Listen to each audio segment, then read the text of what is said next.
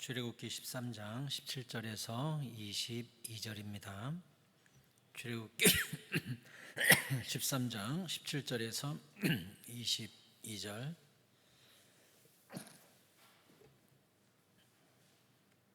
찾으시는 동안 광고 말씀드립니다. 내일부터 중고등부 대전 중부대학교에서 연합수련회 하게 됩니다. 오가는 길 위해서, 은혜를 위해서 기도 많이 해주시기 바랍니다. 출애굽기 13장 17절에서 끝절 22절까지 교도 가실 때 제가 17절을 먼저 읽겠습니다. 바로가 백성을 보낸 후에 블레셋 사람의 땅의 길은 가까울지라도 하나님이 그들을 그 길로 인도하지 아니하셨으니 이는 하나님이 말씀하시기를 이 백성이 전쟁을 하게 되면 마음을 돌이켜 애굽으로 돌아갈까 하셨음이라.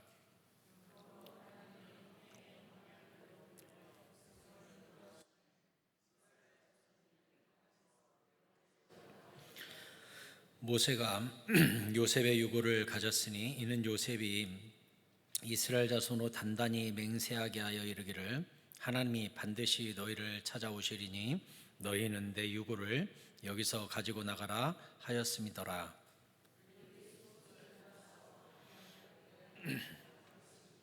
여호와께서 그들 앞에 서가시며 낮에는 구름 기둥으로 그들을 인도하시고 밤에는 불 기둥을 그들에게 비추사 낮이나 밤이나 진행하게 하시니 낮에는 구름 기둥 밤에는 불 기둥이 백성 앞에서 떠나지 아니하니라. 아멘. 우리 옆 사람과 인사하시죠. 잘 오셨습니다. 오늘도 은혜 많이 받으세요.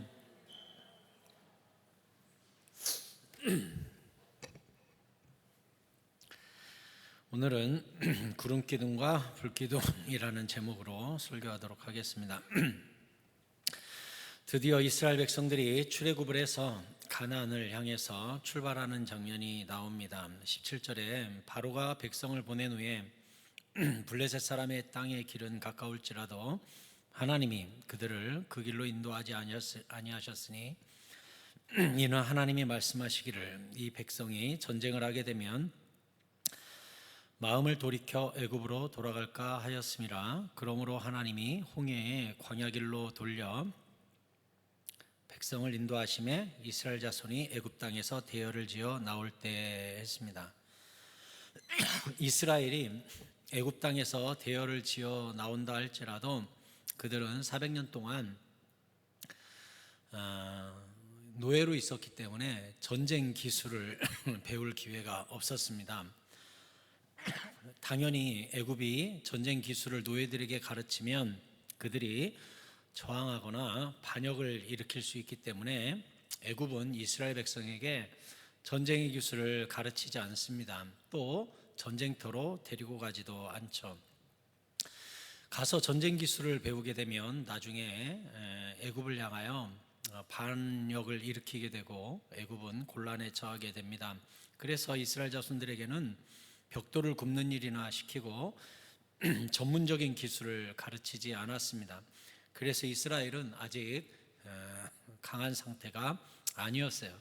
그래서 하나님이 가까운 블레셋 사람의 땅의 길로 인도하지 않고 그들을 먼 홍해길로 돌려서 인도하게 됩니다. 사실 가나안으로 가는 최단 거리는 블레셋 땅을 가로질러 가는 것입니다.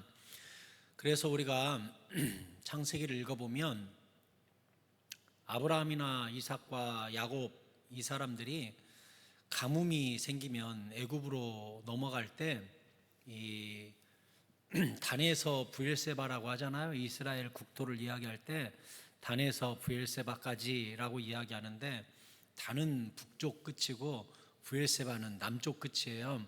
이 남쪽 끝에서 브엘세바를 넘어가면 바로 블레셋 땅입니다. 그리고 블레셋 땅 끝에서 또 넘어가면 애굽이에요. 그러니까 애굽하고 이스라엘을 최단 거리에 갈 수 있는 방법은 바로 블레셋 땅을 가로질러 가는 겁니다.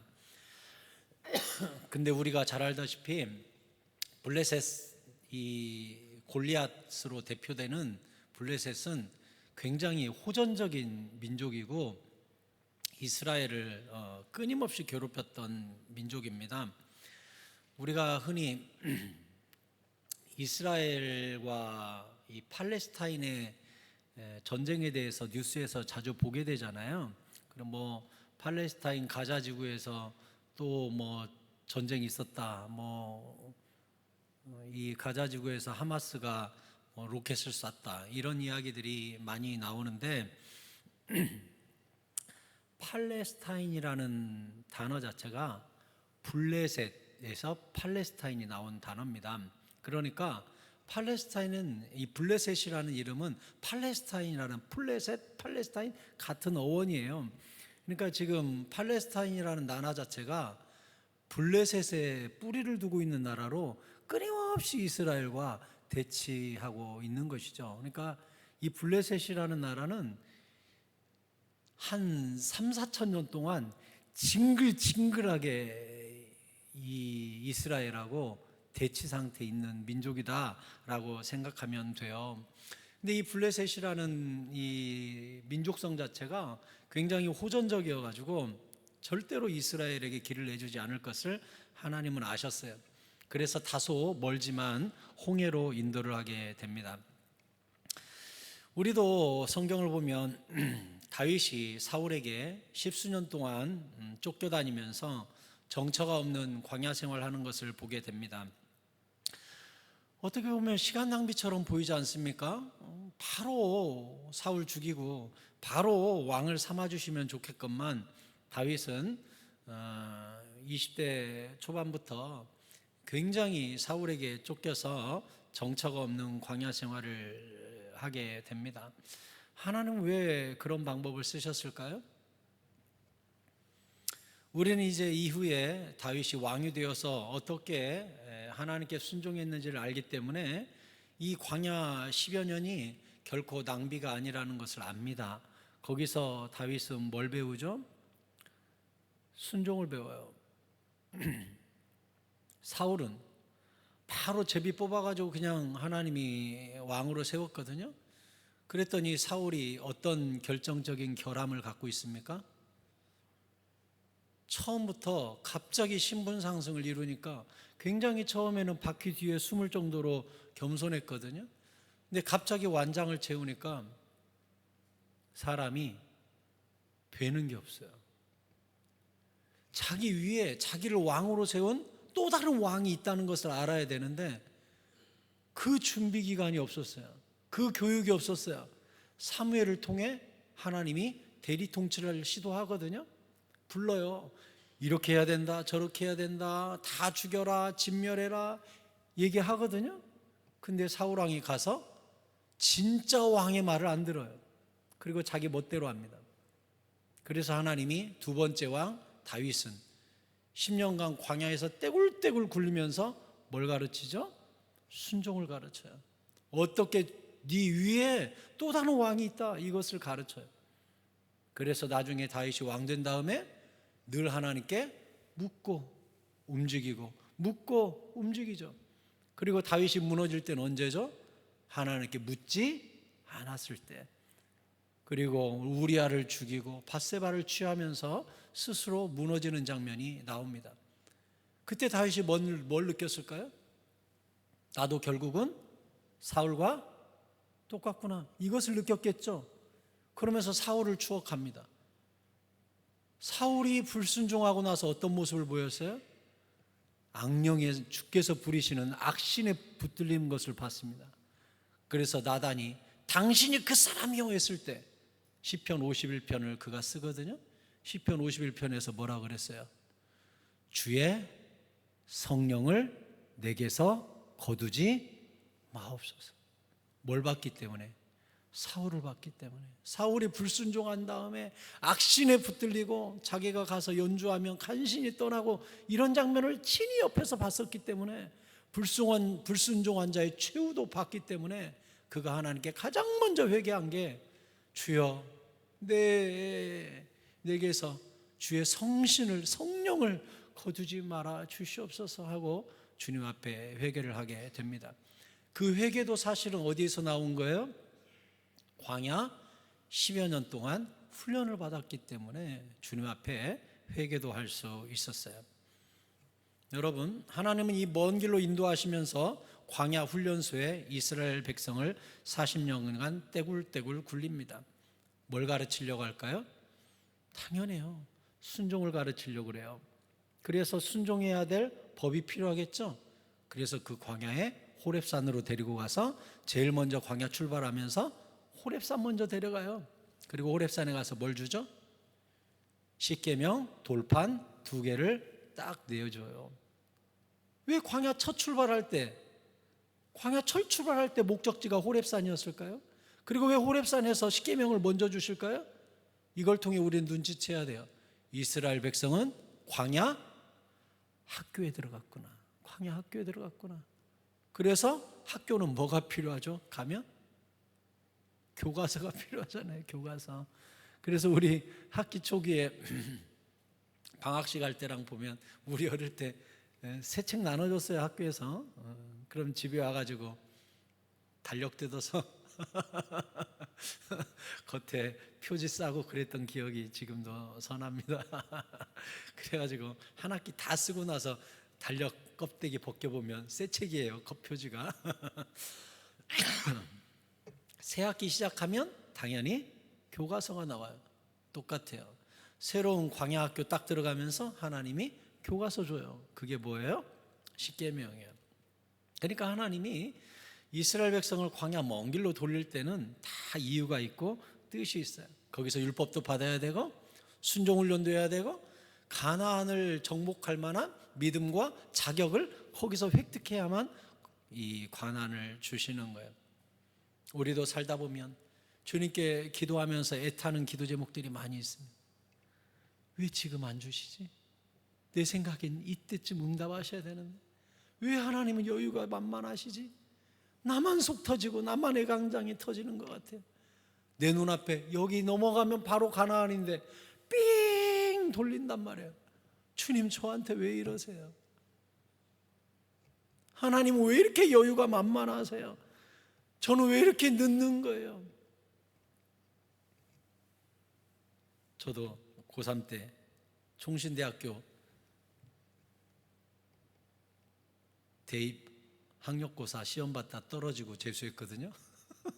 얼마나 하나님 원망한 줄 알아요? 하나님 저 총신대 신학과 썼잖아요. 근데 이렇게 말이 돼요? 재수를 하고 하나님께 얼마나 원망을 했는지 몰라요. 엄청 울었어요. 또 성적도 잘 나와가지고 작년 석차 대조표 보니까 수석 내지 차석은 할 것 같았어요. 아, 가난한 우리 엄마 내가 효도했구나 하고서 결과 기다리고 있는데 떨어졌어요. 나중에 성적도 알고 이 커트라인도 나와서 보니까 실제로 성적도 굉장히 많이 맞았는데 희한하죠. 왜 떨어졌는지 지금도 몰라요. 내가 이름을 안 썼는지 땡겨서 써버렸는지 뭐 모르겠어요. 지금도 모르겠어요. 어쨌든 내가 맞춰본 바에 의하면 우리 이 수험표 뒤에다가 전부 써서 오잖아요. 맞춰보니까 작년보다 훨씬 잘 맞았고 실제로 차석 수석 할 수 있는 점수였어요. 근데 떨어졌단 말이에요. 그러니까 하나님께 얼마나 원망이 되는지, 내가 죄지으려고 한 것도 아니고 신학교 가려고 그러는데 하나님 이럴 수 있습니까? 하고서 하나님께 얼마나 원망을 했는지 몰라요. 그리고 이제 재수하고 이제 일반대를 갔죠. 일반대를 가고 이제 와서 느끼는 거지만 돌아와서 생각하니까 내가 바로 신학교를 안 가고 일반대를 갔다가 신학대학원을 가서 또 신학대학원 가서 이렇게 공부해가지고 목사가 된 것이 진짜 감사하더라고요. 나중에는. 왜냐하면 저는 원래 모태신앙이라서 평생 교회 안에서 굉장히 율법적인 삶을 살았거든요. 막 양쪽에 칼 들고 살았어요. 주일날 TV 보면 안 돼, 주일날 과자 사면 안 돼, 막 이런 사고방식에 머리에 꽉 쩔어갖고 살았어요. 제가 그렇게 살다가 또 대학교까지 총신 신학교를 갔으면 얼마나 제가 보수적이고 사람을 판단하고 얼마나 그랬겠어요. 그러니 하나님이 일반대를 가게 해서 많은 사람들이 어떻게 살고 어떤 사고방식을 갖고 있는지 제 그릇을 많이 넓혀가지고 나중에 총신대를 대학원을 가게 했어요. 그러니까 그때 가서야 비로소 하나님이 나보다 더 잘 아셨구나, 그때 가서 한 거죠. 나중에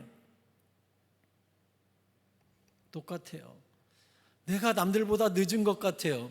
돌아가는 것 같아요. 코앞에 가나안이 있는 것 같아요. 하나님 왜 돌리시는지 모르겠어요. 근데 지나고 나서 보면 그것이 더 정확한 하나님의 뜻이고 더 정확한 하나님의 계획이고 어쩌면 나를 향한 하나님의 배려입니다. 배려. 그게 축복이에요. 내 눈과 하나님의 뜻은 다릅니다. 우리 복음성가 중에 고난의 뒤편에 있는 주님이 주실 축복 미리 보면서 감사하세요라는 내용이 있잖아요. 그 고난 속에는 더 큰 하나님의 계획이 숨겨져 있어요. 모든 것을 합하여 선을 이루시는 하나님의 뜻이 있어요. 사람이 마음으로 계획할지라도 행하시는 분은 하나님이세요. 믿으시기 바랍니다. 왜 돌아가는지 모르겠거든 하나님께 그냥 맡기세요. 나중에 해석될 거야. 우리 복음성가에도 있잖아요. 지금은 희미하게 보이나 그때는 주를 맞대고 보리. 하나님 나를 알고 계시듯 우리도 주를 알리. 아멘입니까? 지금은 희미하게 보여. 하지만 그때는 얼굴과 얼굴을 맞대어 보는 날이 올 거예요. 확실히 알게 되는 날이 올 거예요. 그때까지 해석을 유보하는 거예요. 원망하면서 시간 낭비하지 않는 거예요. 지금은 희미하지만 그때는 확실하게 알게 될 날이 와요. 여러분, 길을 보지 말고 뜻을 보시기 바랍니다. 길 돌아간다고 불평할 것이 없어요. 근데 이들이 이 홍해길로 가면서 그냥 간 게 아니죠. 19절에 모세가 요셉의 유고를 가졌으니 이는 요셉이 이스라엘 자손으로 단단히 맹세하게 하여 이르기를 하나님이 반드시 너희를 찾아오시리니 너희는 내 유고를 여기서 가지고 나가라 하였음이더라. 요셉이 죽은 지 얼마나 됐죠? 400년 됐어요. 400년 전에 요셉이 죽으면서 뭐라 그랬냐면 언젠가 우리 출애굽한다. 총리인 요셉이 그때 내 유고를 메고 나가서 내 조상의 묘실에 나를 안장해야 된다, 이렇게 유언을 했었어요. 창세기 50장 24절에 요셉이 이런 유언을 합니다. 요셉이 그의 형제들에게 이르되 나는 죽을 것이나 하나님이 당신들을 돌보시고 당신들을 이 땅에서 인도하여 내사 아브라함과 이삭과 야곱에게 맹세하신 땅에 이르게 하시리라. 와, 진짜 멋있지 않습니까? 요셉이 또 이스라엘 자손에게 맹세시켜 이르기를 하나님이 반드시 당신들을 돌보시리니 당신들은 여기서 내 해골을 메고 올라가겠다 하였더라 했어요. 히브리서는 이것을 요셉의 위대한 믿음이라고 명시했습니다. 히브리서 11장 22절에 믿음으로 요셉은 임종시에 이스라엘 자손들이 떠날 것을 말하고 또 자기 뼈를 위하여 명하였으며 했어요. 요셉이 이것을 믿음으로 선포했었대요. 반드시 하나님이 당신들을 출애굽시킬 텐데 그때 내 뼈를 메고 나가라. 요셉은 꿈의 사람이죠. 꿈의 사람 요셉. 그런데 죽으면서도 꿈을 주고 죽었습니다. 반드시 하나님이 당신들을 출애굽시키리라. 그래서 이스라엘 백성들은 순종했는데 어떻게 순종한 줄 알아요? 창세기 50장 26절에 요셉이 110세의 죽음에 그들이 그의 몸에 향 재료를 넣고 애굽에서 입관하였더라 했어요. 애굽에서요 입관만 하고 장례를 치르지 않습니다. 입관만 해요. 관에다 집어넣고요 장례식 자체를 진행시키지 않았습니다. 나중에 이들이 광야 40년 통과하고 가나안 들어가서 여호수아 24장 32절에 보면 또 이스라엘 자손이 애굽에서 가져온 요셉의 뼈를 세겜에 장사하였으니 이곳은 야곱이 백크시타를 주고 세겜의 아버지 하몰의 자손들에게서 산 밭이라 그것이 요셉 자손의 기업이 되었더라. 장례를 언제 치렀어요? 450년 후에. 입관은 애굽에서 하고 400년 후에 뼈 메고 광야 40년 통과하고 세겜 땅 가서 야곱이 샀던 그 세겜 막벨라 굴 가가지고 근 450년 만에 장례식을 마쳤습니다. 그러니까 아마 전 세계 역사 중에 가장 긴 장례 역사가 아마 요셉이 아닐까 싶어요. 입관하고 400 몇십 년 만에 장례를 마쳤으니까 참 대단하죠. 여러분, 그러면 입장 바꿔 생각해 봅시다. 요셉은 죽었고 그 시체는 관 속에 있습니다. 그리고 장례는 마무리되지 않았습니다. 이스라엘 백성들은 요셉의 뼈가 들어있는 그 관을 쳐다볼 때마다 요셉이 선언했던 예언을 떠올렸을 겁니다. 요셉은 죽어서도 관이 말하고 있습니다. 내 관을 보라. 내 관에 들어있는 내 뼈를 보라. 아직 장례를 마쳐지지 않은 입관만 된 내 관을 보라. 주님께서 장례를 마치게 하시리라. 주님이 찾아오시리라. 그리고 너희를 출애굽시키리라. 그의 죽음이, 그의 뼈가 오히려 이스라엘 백성들에게 설교를 하고 있습니다. 하나님은 살아계신다. 언젠가 이 뼈를 너희가 들고 나갈 날이 올 것이다. 바로는 애굽 땅에 피라미드를 세우고 그 안에서 영원히 살 거라고 집을 짓습니다. 하지만 요셉은 총리도 얼마든지 미라가 되고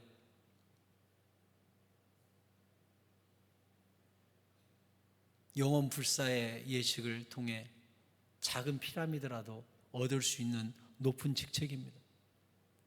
근데 그는 애굽에 절대 자기 집을 짓지 않고 자기의 무덤을 애굽에 짓지 않고 돌아갈 본향이 있다는 것을 선언했습니다. 사랑하는 성도 여러분, 우리도 돌아갈 본향이 있음을 기억하시기 바랍니다.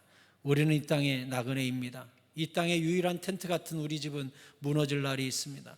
영원히 무너지지 않은 천국집이 우리에게 있습니다. 영원한 가나안이 우리를 기다리고 있습니다. 하늘 소망을 가지고 하늘집을 지혜롭게 짓는 하나님의 자녀들이 다 되시기를 바랍니다.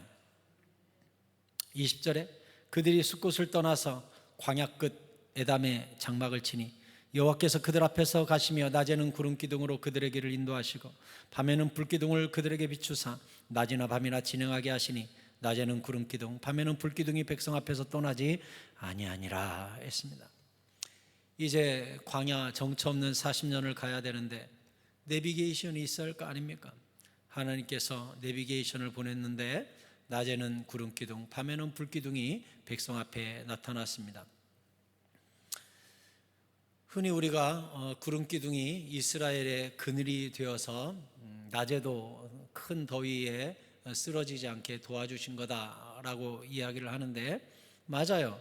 시편에 나옵니다. 시편 105편 39절에 여호와께서 낮에는 구름을 펴사 덮개를 삼으시고 밤에는 불로 밝히셨으며 했죠. 여기 나와 있죠. 구름 기둥이 그냥 있는 게 아니라 이런 식으로 있는 거예요. 이스라엘 백성 맨 앞에 구름 기둥이 서 있는데 구름 기둥 윗부분은 쫙 뒤로 펴져 가지고 이스라엘 백성에게 양산이 되어 가지고 그늘을 준 것이죠. 그러니까 여러분이 머릿속으로 떠올리면 이렇게 되어 있습니다. 이스라엘 백성 맨 앞에 이 법궤를 언약궤를 딱 메고 가면 언약궤 위쪽으로 구름 기둥이 쫙 올라가고 구름 기둥 저 하늘 쪽에서는 뒤로 우산처럼 쫙 펴져 가지고 이스라엘 모든 대열을 딱 덮어 가지고 이스라엘 백성은 낮에 직사광선을 맞지 않게끔 자연 양산을 하나님이 쫙 펴가지고 낮에 행진하는데 큰 무리가 없이 만들어 주신 거죠. 저도 성지순례 가서 광야에 가봤는데 출애굽한 이스라엘 그 여정 중에 있는 사막으로 갔습니다. 가가지고 가이드 해주신 선교사님이 사막 한가운데 떨기나무 있는 데로 이렇게 데려가더니 이게 떨기나무입니다 해가지고 떨기나무도 만져보고 신발 벗으세요 하고 이제 광야 체험을 하는 겁니다. 그래서 신발 벗고 광야를 딱 발로 디뎠는데 우리 찜질방 가면 제일 뜨거운 방 있죠, 소금방. 거기 발 딱 대는 거하고 똑같아요. 발이 지글지글 끓더라고요. 그래서 신발 들고 100m만 걸읍시다 하는데 신발 들고 한 30m쯤 가니까 발이 익는 것 같아가지고 더 걸을 수가 없어요. 신발을 바로 신어야지 발이 익는 것 같더라고요. 그러니 구름이 없었으면요 그냥 명태가 되는 거예요. 명태가 얼마나 뜨거운지. 그러니까 하나님이 그렇게 이스라엘 백성의 낮을 책임지시고 밤에는 또 이 불로 밝혀서 또 이 광야는 또 밤에 무척 추우니까 또 춥지 않게끔 하나님이 해주신 거죠. 낮의 해와 밤의 달이 상하지 않도록 하나님께서 낮에도 밤에도 그들을 날개옷으로 덮어주신 것입니다. 사랑하는 성도 여러분, 광야는 순종훈련이라고 그랬죠. 주의 구름 기둥과 불 기둥이 이끄는 대로만 가면 돼요. 그러면 순종하는 자는 주님이 어떻게 한다는 걸 보여준 겁니까? 보호하시고 지키시고 책임져 주신다는 것을 보여준 거예요. 사랑하는 성도 여러분, 순종의 복을 누리시기 바랍니다. 순종하면 주님이 책임져 주세요. 덮어주세요. 안아주세요. 필요한 모든 것들을 공급해 주세요. 너희는 먼저 그의 나라와 의를 구하라. 그러면 이 모든 것을 내가 너에게 채우리라 하셨어요. 나는 순종만 하면 주님이 내 농사를 지어주시고 내 삶을 책임져 주시고 내 삶을 보호해 주신다고 약속하셨습니다. 순종하면 돼요. 순종. 그러면 오늘날 우리에게 구름기둥과 불기둥이 있는가? 우리가 구름기둥과 불기둥이 오늘날 보인다면 순종하기 쉬울 텐데 이것은 굉장히 상징적인 것으로서 신약에서는 이 구름기둥과 불기둥, 구약에 보면 이 구름기둥과 불기둥에 이제 곧 보게 됩니다. 홍해가 갈라지고 이스라엘 백성들이 홍해 안으로 들어갔을 때 애굽 사람들도 따라 들어옵니다. 군사들이. 그때 이런 표현이 나와요. 여호와의 사자가 구름기둥을 뒤로 옮겨서 애굽 백성과 이스라엘 백성 사이의 선이 애굽 백성이 이스라엘 백성 가까이 오지 못했더라라는 표현이 나옵니다. 그때 구름기둥을 옮긴 게 여호와의 사자가 옮겼다고 되어 있는데 그 구름기둥 사이에 속에는 여호와의 사자가 늘 있었습니다. 40년 동안 그 구름기둥 속에는 여호와의 사자가 안에 들어있었습니다. 그렇기 때문에 구름이 그대로 움직인 거예요. 사자가 가는 대로 구름기둥이 간 것이죠. 그러면 신학자들은 그 안에 있는 사자를 누구라고 했을까요? 연구해 보면 예수님입니다. 그래서 다니엘서에도 풀무불 안에 들어가 있는 사람들 중에 야 우리가 던져놓은 건 세 사람 아니냐? 신의 아들과 같이 생긴 저 사람은 누구냐? 예수님입니다. 그래서 예수님은요 구약에도 계셨어요. 삼위일체는 원래 영원부터 계셨어요. 그래서 이 구름기둥을 뒤로 옮긴 것이 예수님이라고들 신학자들이 해석을 합니다. 그래서 오늘날도 우리가 바라보고 순종해야 될 대상은 예수님이에요. 그러면 예수님이 지금 있어야 말이지. 예전에는 구름기둥이 있었고 신약시대에는 예수님이 계셨는데 지금은 뭐가 있죠? 대신 예수의 영이 있잖아요. 우리에게. 누굽니까? 성령이에요. 요한복음 14장 26절에 보혜사 곧 아버지께서 내 이름으로 보내실 성령, 그가 너에게 모든 것을 가르치고 내가 너에게 말한 모든 것을 생각나게 하리라 했어요. 오늘날에는 우리가 불가현적인 보이지 않는 구름 기둥이 있는데 그게 누구예요? 성령님이에요. 성령님이 우리에게 가르치고 생각나게 한다 그래서요. 그래서 가르치고 생각나게 하는 대로 순종하면 돼요. 우리 중에 주의 음성을 듣는 사람들이 있습니다. 주님께서 이렇게 말씀하셨어, 주님께서 이렇게 나보고 하래 라고 여러분이 음성 듣는 분들이 계십니다. 가장 안전하고 확실한 음성이 있습니다. 잘 들으세요. 요한복음 14장 26절이 굉장히 중요한 성경 구절이에요. 아버지께서 예수 이름으로 보내실 성령, 예수의 영이 우리에게 오면, 예수님이 우리에게 가르치는데, 이 예수의 영이 우리에게 가르치는데 뭘 가르치냐? 내가 너희에게 말한 모든 것을 생각나게 하리라.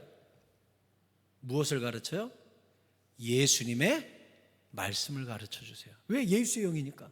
성령과 예수는 일체예요. 그래서 성령님이 하시는 말도 다 무슨 말을 해요? 예수의 말을 해요. 또 삼위일체이기 때문에 하나님의 말을 해요.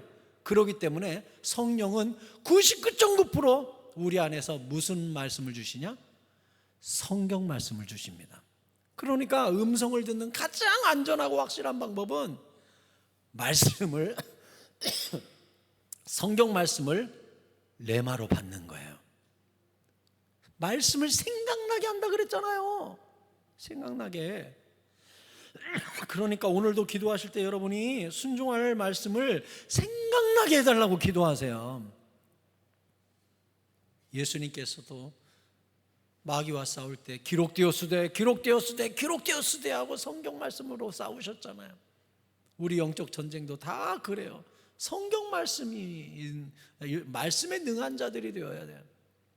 이제 9월 첫째 주나 여러분에게 성경 통독 대회를 할 건데, 이제 이 앞에서 방송실에서 성경 말씀 화면에 쭉 지나가면서 쭉 창세기부터 계시록까지 읽을 테니까 여러분이 9월 첫 주는 무슨 일 있어도 정월 때 시간 못 빼겠거든. 휴가를 미뤄서라도 교회 오세요. 그래가지고 아침부터 저녁 때까지 창세기 때부터 계시록까지 쭉 읽을 거예요.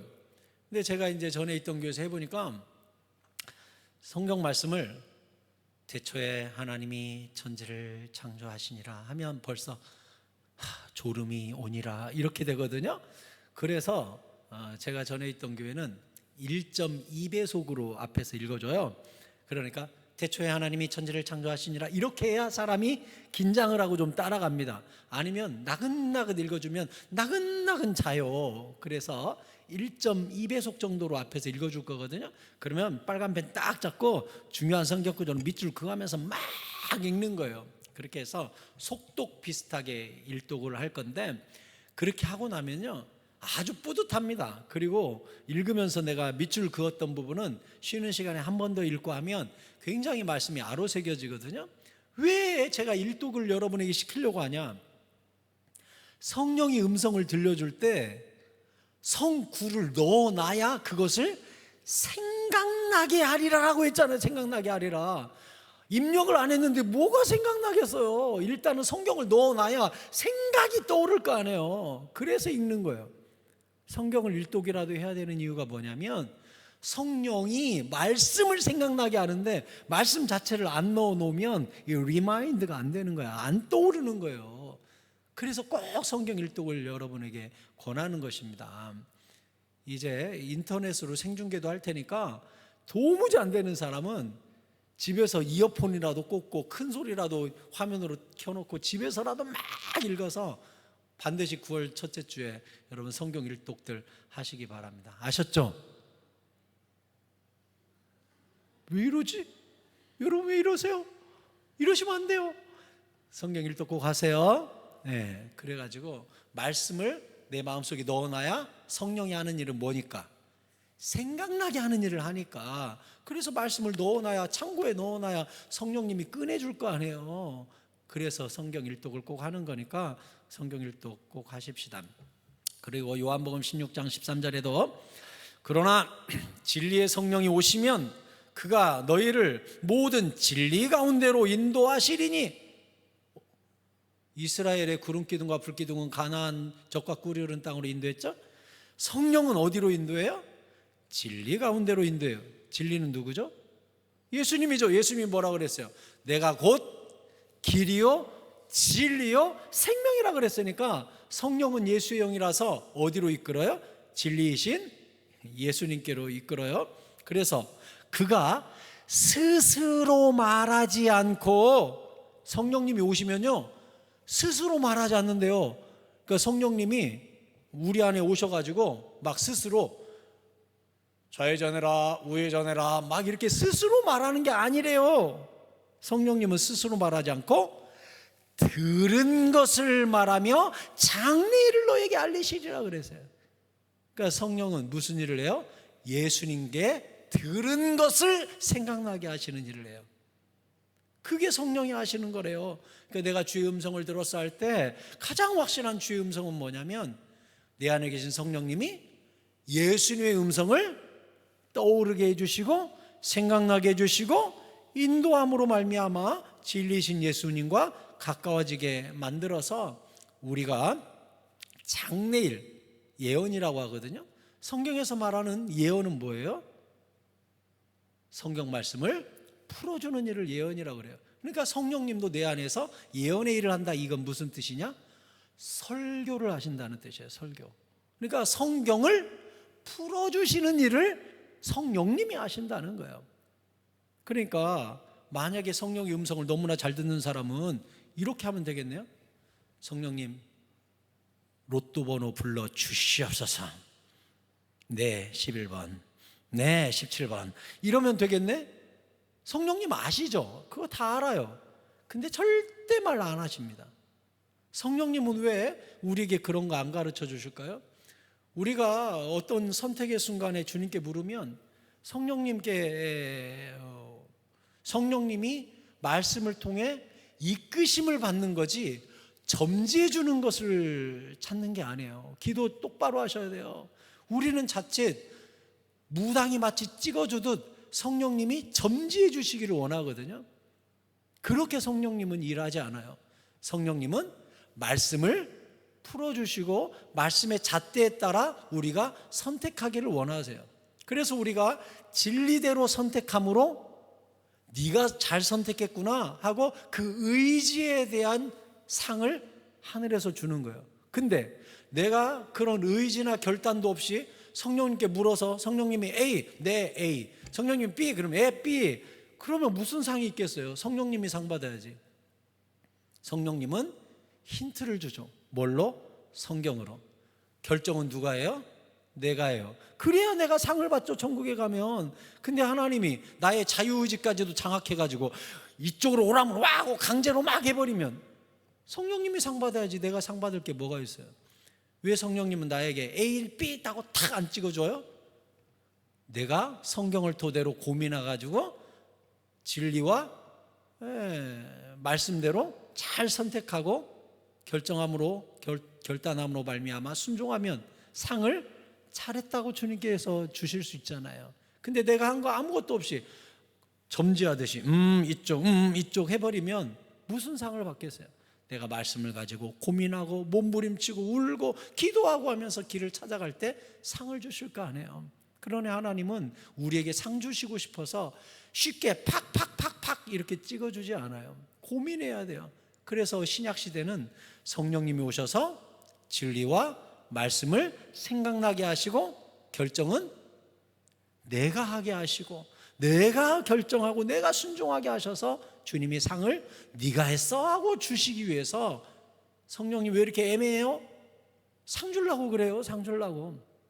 그러니까 제발 기도할 때 애매하게 말씀하시지 마시고 꼭 찍어주세요 막 이런 기도하지 마세요.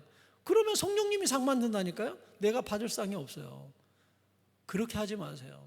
성령님이 말씀을 떠올리게 하시면 말씀을 통해 뭐가 정직한 길인지, 뭐가 하나님이 기뻐하시는 길인지, 뭐가 탐욕의 길이고 뭐가 욕망의 길인지를 분별해서 내가 결단하고 결정한 다음 뚝심을 가지고 하나님께 의리를 지키면 잘했다 착하고 지혜로운 종하고 상을 주시는 거예요. 이게 성경의 원리지 게으른 한 달란트 받은 자는 땅에 땅 묻어놓고 장사도 안 하고 노력도 안 했잖아요. 그러니 상 받을 일이 없죠. 근데 5달란트 받은 자는 어때요? 바로 가지고 가서 자기가 열심히 노력했잖아요. 장사했잖아요. 그래가지고 상을 받았잖아요. 내가 뭔가 했잖아요. 그래서 성경은 정확해요. 하나님은 만울이 여김을 받지 아니하나니 사람이 무엇으로 심든지 그대로 거둔다 그랬어요. 내가 결단을 가지고 심기를 원하시지 하나님이 우리를 수동적으로 로봇으로 만들지 않았어요.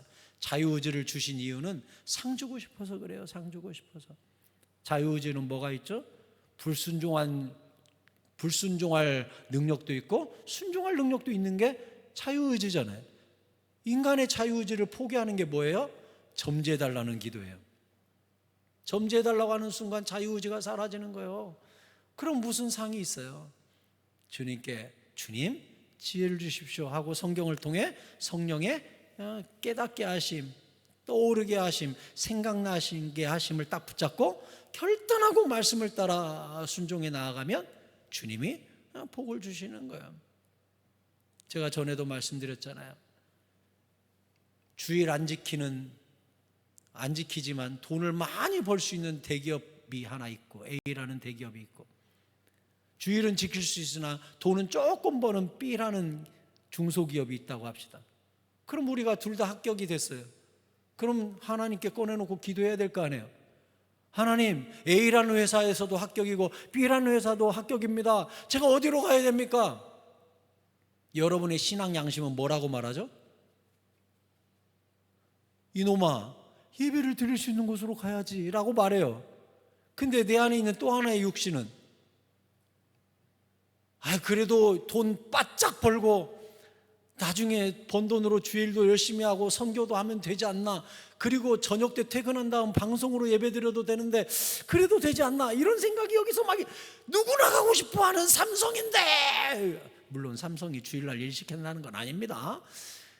이런 생각이 우리 머릿속에 있단 말이에요. 그러면 성령님께 기도해요. 성령님, 제가 어떻게 해야 됩니까? 하나님 어떻게 해야 됩니까?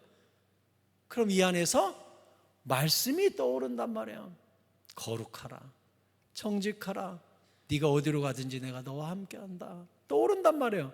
그러면 어떻게 판단해야 돼요? 내가 중소기업 가서 쥐꼬리만큼 번다 할지라도 거기에 주님이 함께 하신다면 거기가 대기업이로구나, 거기가 하나님이 사장이로구나, 거기서 하나님이 길을 열어주시겠구나, 이건 디딤돌이 되겠구나. 순종하면 주님이 구름기둥으로 덮어주신다 그랬지. 주님이 옷도 떨어지지 않고 신발도 떨어지지 않게 이스라엘 백성을 책임지셨지. 그래, 순종해야겠다 하고 결단하면 천국에서 하나님이 뭐라고 해요? 네가 돈을 따르지 않고 거룩을 따랐으니 내가 너를 책임져 주리라 하지 않겠어요? 그거예요. 그게 응답이에요. 근데 여기에 탐욕이 훨씬 크면 타협하게 되죠. 하나님, 일단 대기업 가서 젊을 때 바짝 돈을 벌고 예배는 저녁 때 좀 드려보도록 할 테니 용서해 주십시오 하고 이렇게 간단 말이에요. 그랬다가 이제 피 터지고 처맞고 하면 그때서 아이고. 사랑하는 성도 여러분, 여러분에게 지혜가 함께하기를 바랍니다. 그리고 우리가 지금도 집중하고 따라야 될 구름기둥과 불기둥이 있으니 우리 모든 심령 가운데 부어주신 성령님이 오늘날 구름기둥과 불기둥임을 분명히 깨닫고 그 성령님께서 말씀으로 우리를 인도하시니 말씀을 가까이 하시고 말씀을 묵상하시고 말씀 가운데 빛을 찾으시고, 시편 119편에 뭐라 그랬어요? 주의 말씀은 내 발에 등이요 내 길에 빛이니이다 그랬잖아요. 제가 일전에도 말씀드렸어요.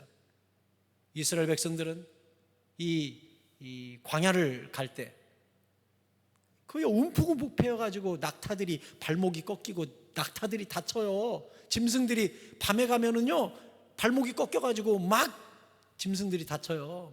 그러니까 밤에 어떻게 해요? 맨 앞에 길잡이가 있어요. 길잡이 가는 맨 앞에 서 있는 선두주자에 서 있는 사람, 그 사람이 어떻게 가는 줄 알아요? 양쪽 팔에 불을 달아요. 그래가지고 발로 이렇게 비춰보고 한 발짝, 이렇게 비춰보고 한 발짝, 맨 앞에 가는 사람이 길을 내면 그 발자국 따라서 모든 대열이 함께 가는 거예요. 그렇게 해서 안 다치는 거예요. 그러니 시편 119편은 뭘 이야기하는 거예요? 주의 말씀 내 발의 등이다, 내 길의 빛이다. 이게 무슨 뜻이에요? 하나님은요, 우리 인생에 서치라이트를 비춰주는 분이 아니에요. 지금 내 바로 발 앞에를 비추시는 분이 내 발의 등이요라는 뜻이에요. 낮에 그냥 가나안까지 쫙 비춰주면 얼마나 좋겠어요? 근데 주님은 그렇게 일하지 않아요. 말씀을 그때 보내서 이쪽 발, 이쪽 발, 이쪽 발, 이쪽 발 바로 앞을 보여주신다니까요. 그게 주님이 하시는 일이에요.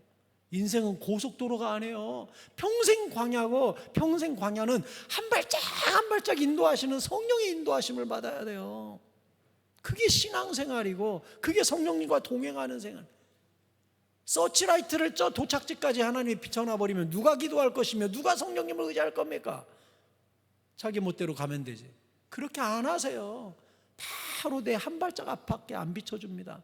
그래서 날마다 기도해야 되고, 날마다 의지해야 되고, 날마다 말씀을 묵상해야 되고, 날마다 주의 뜻에 창념하면서 가지 않으면 인생은 갈 수가 없는 거예요. 말씀을 맺겠습니다. 주님은 지금도 우리를 떠나지 아니하시고 지키고 인도하고 계심을 믿으시기 바랍니다. 마태복음 28장 20절 다 함께 읽읍시다. 시작. 내가 너에게 분부한 모든 것을 가르쳐 지키게 하라. 볼지어다 내가 세상 끝날까지 너희와 항상 함께 있으리라 하시니라. 아멘. 예수님은 승천하셨어요. 근데 성령을 보내서 세상 끝날까지 우리와 지금도 함께 하신다고 그랬으니, 성령께서 말씀 주실 때, 음성 주실 때, 깨달음 주실 때 반드시 순종해서 잘했다 칭찬받는 순종의 자녀들 다 되시기를 예수 그리스도의 이름으로 축원합니다. 오늘도 구름기둥과 불기둥 되신 성령님 음성 듣고 순종하는 주님의 백성들 다 되시기를 예수 그리스도의 이름으로 축원합니다. 우리 같이 찬양하고 기도하도록 하겠습니다. 하나님 한 번도 나를 실망시킨 적 없으시고